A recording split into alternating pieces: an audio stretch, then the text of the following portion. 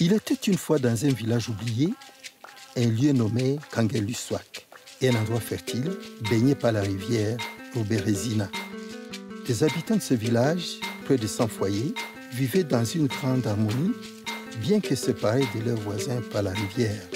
À la tête du village se trouvait Eteni, un homme imposant, un caractère impétueux, dont la vie semblait marquée par un désir constant de revanche. Son épouse, Kajour, venait du village voisin, sur l'autre rive de la rivière. Leur union symbolisait la paix entre les deux peuples autrefois en guerre. Mais cette paix fut brisée par un meurtre ancestral, un événement qui engendra une rancœur profonde entre les deux villages. Les habitants de Kangelussuaq attribuaient tout leur malheur aux habitants de la rive gauche, croyant que c'était leurs rivaux de l'autre côté de la rivière qui en étaient la cause. Les malheurs qui frappent Kangelussuaq viennent toujours de là-bas, notre gauche, disait-il.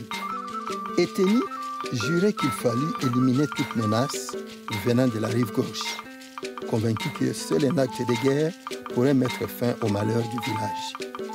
Les saisons passèrent et les terres devenaient stériles. Les récoltes se faisaient rares. Un jour, un jeune homme du village se maria avec une fille de l'autre rive. C'était un symbole de réconciliation.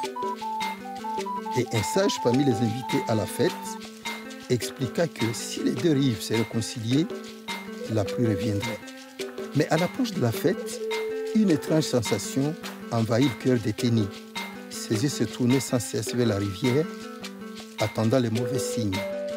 Le jour du mariage arriva et dans une étrange tournure des événements, un vent fort souffla et une pluie torrentielle se déferla sur Kangelussuaq.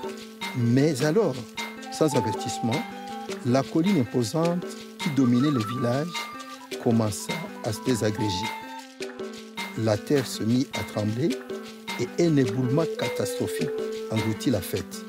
Des pierres, de la boue et la colère de la nature engloutit le village dans un tourbillon de destruction inexplicable.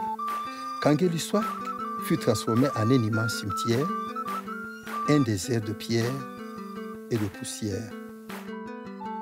Kajour, éloigné de la catastrophe, survécut, tandis qu'Eteni, porté par les eaux de la rivière, disparut dans la tourmente. Les jours passèrent et personne ne sut qui il était devenu. Mais un jour, Eteni réapparut, portant des habits splendides comme un prince.